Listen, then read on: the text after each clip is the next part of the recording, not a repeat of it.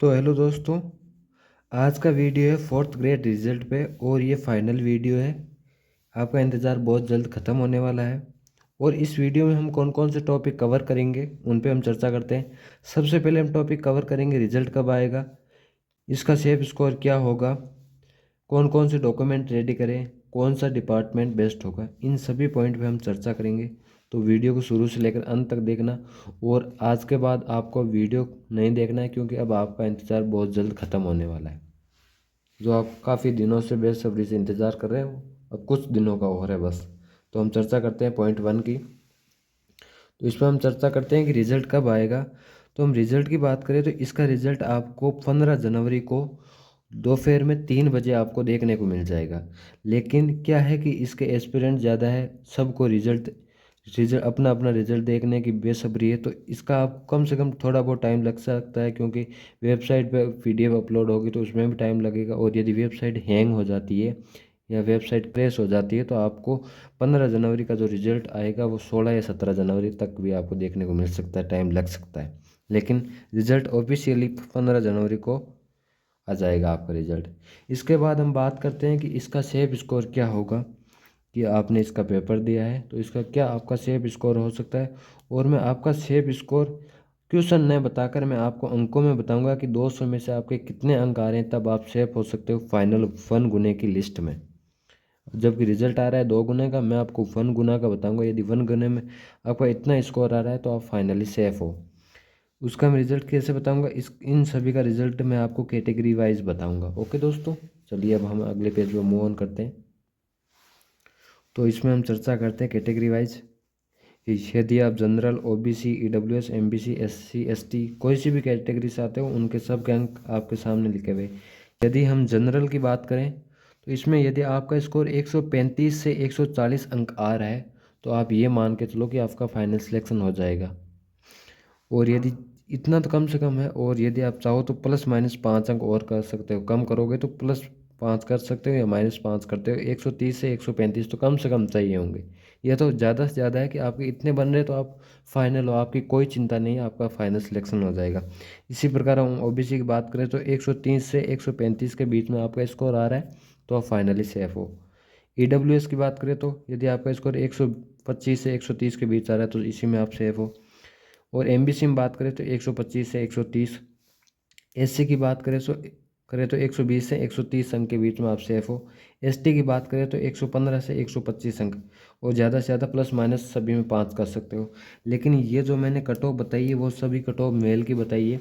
अब यदि हम फीमेल की बात करें तो फीमेल अपने अकॉर्डिंग हर कैटेगरी, यदि आप जनरल से हो या OBC, MBC, EWS, SC, ST जिस भी कैटेगरी से हो, आप अपने जो मेल की कट ऑफ बताइए, स्कोर बताया सेफ, उससे 5 से 7 अंक कम कर सकते हो। जैसे मैंने जनरल की कट ऑफ बताई 135 से 140, तो आप +-5 या -7 कर सकते हो। 128 से 130 के बीच में आपका स्कोर है तो आप सेफ हो इसमें। इससे कम कट ऑफ तो आपकी कोई भी कंडीशन में नहीं जाएगी।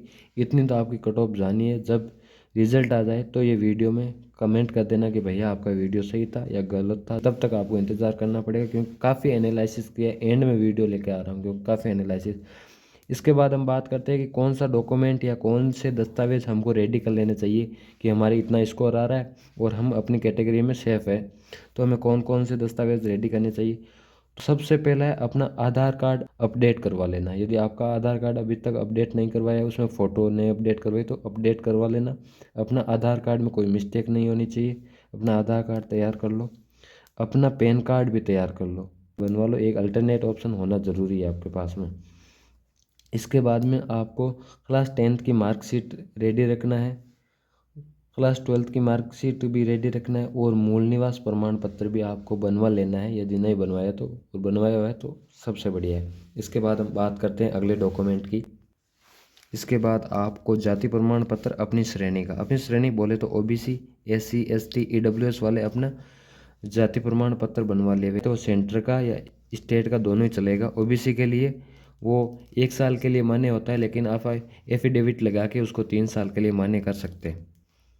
इसके अलावा आपका चरित्र प्रमाण पत्र, इसका अभी आपको वेट करना है क्योंकि जब वो स्क्रूटनी फॉर्म आएगा रिजल्ट के बाद में तो उसी के अकॉर्डिंग अपना चरित्र प्रमाण पत्र बनवा लेना है। जहाँ से आपने 12th पास आउट की है। और उसके अलावा आपको 4th ग्रेड का एडमिट कार्ड भी अपने पास में रखना है। अल्टरनेट कभी वो मांगे तो आपके पास होना चाहिए उसकी फ़ोटोकॉपी। और जो जब आपने 4th ग्रेड का फॉर्म भरा था तो उसकी फॉर्म स्लिप भी आपके पास में होनी चाहिए। इसके अलावा आप अपनी पासपोर्ट साइज़ फ़ोटो भी कटवा लेवे। जो आपने एग्ज़ाम दिया था तब जो आपकी फ़ोटो थी वही सेम फ़ोटो आप पासपोर्ट साइज बनवा लेवे। चर्चा करते हैं कौन सा विभाग बेस्ट रहेगा। सचिवालय, तो इसकी कट ऑफ थोड़ी सी आई जाएगी क्योंकि इनकी पोस्ट भी कम है। यदि आपका स्कोर 170 से प्लस है तो पूरे चांस है कि आपको सचिवालय अलॉट हो जाएगा। सचिवालय आरपीएस से आपको दोनों में से कोई एक मिल जाएगा यदि 170 से ऊपर स्कोर आ रहा है तो। अन्य विभाग की चर्चा करें तो शिक्षा विभाग कम वर्कलोड रहेगा और सबसे ज़्यादा छुट्टियाँ मिलेगी, क्योंकि यदि आप शिक्षा विभाग या स्कूल या कॉलेज में लग जाते हैं तो उस दिन की भी छुट्टियाँ होती है, शीत ऋतु की भी छुट्टियाँ होती है। तो शिक्षा विभाग आपके, यदि आप आगे की तैयारी करना चाहते हो तो शिक्षा विभाग एक अच्छा ऑप्शन है। इसके अलावा चिकित्सा विभाग भी एक अच्छा है। पर्यटन विभाग, पंचायती राज विभाग और पुलिस विभाग, ये इत्यादि विभाग है जो एक अच्छे खासे विभाग है जहाँ पे आपको आगे के आपकी तैयारी को कंटिन्यू रखने के लिए अच्छे विभाग है। इसके अलावा जो विभाग अन्य विभाग होंगे वो तो हमें जब ए गुना का रिजल्ट आएगा तभी पता चलेगा कि हम कौन कौन से विभाग चूज कर सकते हैं, तभी हम बता पाएंगे। अभी के लिए ये जो मैंने विभाग बताए वो तो एक नंबर है। आपको यदि ये विभाग मिल रहे हैं तो यही विभाग चूज करना है। यदि आपको वीडियो पसंद आया तो लाइक, शेयर और सब्सक्राइब ज़रूर करना। फिर मिलते हैं किसी अगली वीडियो में। और अब आपके पास ज़्यादा समय नहीं है, जो दिन बचे हैं 5 से 7 दिन, उनमें अपना एंजॉय कीजिए, आराम से बैठे रहिए, टेंशन मत लीजिए। आपका सिलेक्शन होगा, आपका नहीं होगा तो किसका होगा। आपने मेहनत की है तो आपको अपनी मेहनत का फल अवश्य मिलेगा। धन्यवाद दोस्तों।